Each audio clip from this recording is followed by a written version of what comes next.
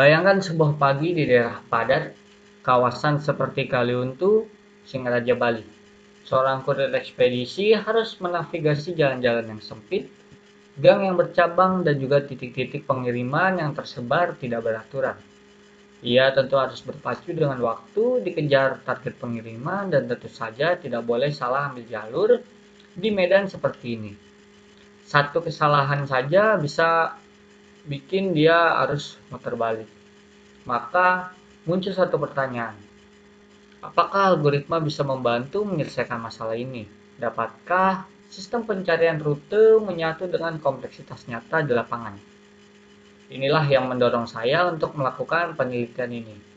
Jadi perkenalkan, nama saya Topan Bagus Prasetyo dengan NIM 23151011032. Kesempatan untuk mempresentasikan hasil penelitian saya terkait mata kuliah Desain Analisis Algoritma yang berjudul Analisis Perbandingan Kompleksitas Waktu Algoritma BFS dan juga DFS dalam penentuan rute kurir ekspedisi di wilayah Kaliuntu, Bali. Jadi, dalam beberapa tahun terakhir, pertumbuhan e-commerce itu telah mengubah cara kita berbelanja dan menerima barang. Hal ini mendorong munculnya kebutuhan akan pengiriman yang cepat, tepat, dan efisien. Namun, kebutuhan ini tidak selalu sejalan dengan kondisi di lapangan. Salah satu contohnya adalah wilayah Kaliuntu, sebuah kawasan padat di Kabupaten Buleleng, Bali. Daerah ini memiliki struktur jalan yang kompleks, banyak gang sempit, dan jalur yang tidak teratur. Dalam konteks seperti ini, seorang kurir tentu harus berpikir cepat, menyesuaikan rute, dan meminimalisir kesalahan arah.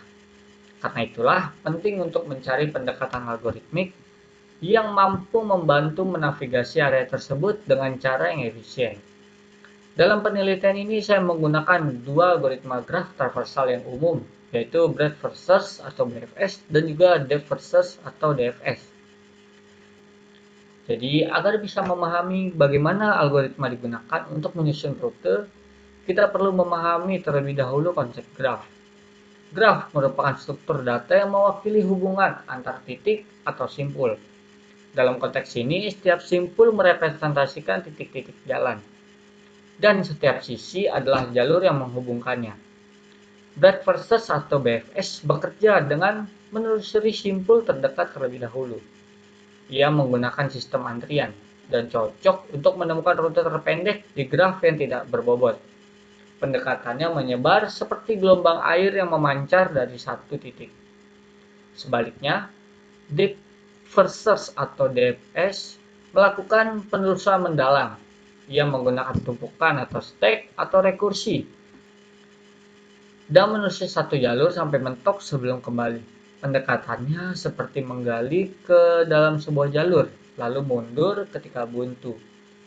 Keduanya memiliki kompleksitas waktu teoritis yang sama, yaitu O, V ditambah E. Namun dalam praktiknya bisa menunjukkan perilaku yang sangat berbeda, terutama saat grafnya menyerupai kondisi jalan kompleks seperti di Kaliuntu. Baik, jadi langkah awal penelitian saya adalah memetakan wilayah Kaliuntu menjadi graf. Saya menggabungkan observasi lapangan dan data dari Google Maps untuk mengidentifikasi 15 simpul utama yang mewakili jalan-jalan titik penting. Graf yang dibentuk adalah graf tidak berarah dan juga tidak berbobot. Karena fokus eksperimen ini adalah penelusuran jalur, bukan bobot jarak atau waktu tempuh. Representasi graf ini kemudian dikodekan dalam bentuk adjacency list, lalu diimplementasikan dalam bahasa pemrograman Python. Saya menjalankan simulasi untuk kedua algoritma masing-masing sebanyak 10 kali iterasi, dengan simpul A sebagai titik awal yang diasumsikan sebagai kantor kurir. Setiap kali dijalankan, saya mencatat rute yang dihasilkan dan waktu eksekusinya. Dengan begitu, saya bisa menilai tidak hanya kecepatan, tapi juga konsistensi dan juga variasi hasil. Dari eksperimen yang dilakukan, BFS menunjukkan waktu eksekusi rata-rata sebesar 0,00082 detik. DFS membutuhkan rata-rata sekitar 0,000158 detik, hampir 2 kali lipatnya lebih lama. DFS juga memiliki waktu minimum sebesar 0,000038 detik dan maksimum 0,000108 detik, relatif lebih stabil. Sedangkan DFS mencatat waktu minimum 0,000076 detik dan maksimumnya 0,000193 detik, menunjukkan fluktuasi yang lebih besar. Namun, performa tidak hanya bicara soal kecepatan. Dari segi pola penelusuran, DFS menunjukkan perilaku yang mendekati strategi kinerja kurir. Ia menyelesaikan satu area dulu sebelum berpindah ke area yang lain. Ini menghindari kurir jadi bolak-balik di lokasi yang berjauhan. Sementara DFS justru menghasilkan rute yang terkadang berpindah-pindah, jadi antar simpul tuh jauh meskipun dia lebih cepat. Dari total 10 percobaan, BFS ini menghasilkan 6 variasi rute. DFS menghasilkan 9 variasi. Ini menunjukkan bahwa DFS memiliki fleksibilitas dalam eksplorasi jalur. Dengan demikian, BFS unggul dalam hal kecepatan dan kestabilan, sedangkan DFS lebih kuat dalam adaptabilitas dan kemiripan strategi dengan kondisi di lapangan. Dalam dunia nyata, kecepatan eksekusi program memang penting. Namun, strategi rute yang efisien secara spesial bisa lebih berharga bagi kurir yang benar-benar melintasi jalur tersebut. Penelitian ini menyimpulkan bahwa tidak ada satu algoritma yang unggul mutlak dalam segala hal. BFS terbukti lebih cepat dan stabil, menjadikannya cocok untuk sistem otomatis seperti pencarian jalur real-time. Namun DFS malah menyuguhkan pendekatan yang lebih realistis dan menyerupai pola kerja manusia.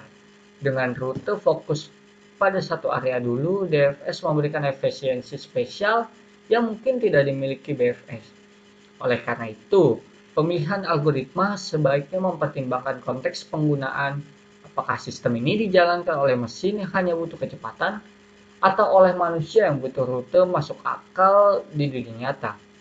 Penelitian ini membuka peluang untuk pengembangan sistem pencarian rute yang lebih cerdas atau pengembangan grafnya, misalnya melalui integrasi algoritma heuristik atau dengan mempertimbangkan bobot kondisi jalan, waktu tempuh aktual, dan prioritas pengantaran. Jadi sekian dari saya. Terima kasih untuk teman-teman yang setelah menyimak video presentasi penelitian saya ini. Saya berharap penelitian ini bukan hanya memberi wawasan tentang algoritma graf, tetapi juga menjadikan pijakan bagi pengembangan sistem ekspedisi yang lebih adaptif, cerdas, dan juga manusiawi. Karena algoritma terbaik bukan hanya yang tercepat, tapi yang memahami realitas yang dihadapi. Sekian dari saya, mungkin saya mohon maaf jika ada kesalahan kata yang saya ucapkan baik disengaja maupun tidak disengaja. Terima kasih.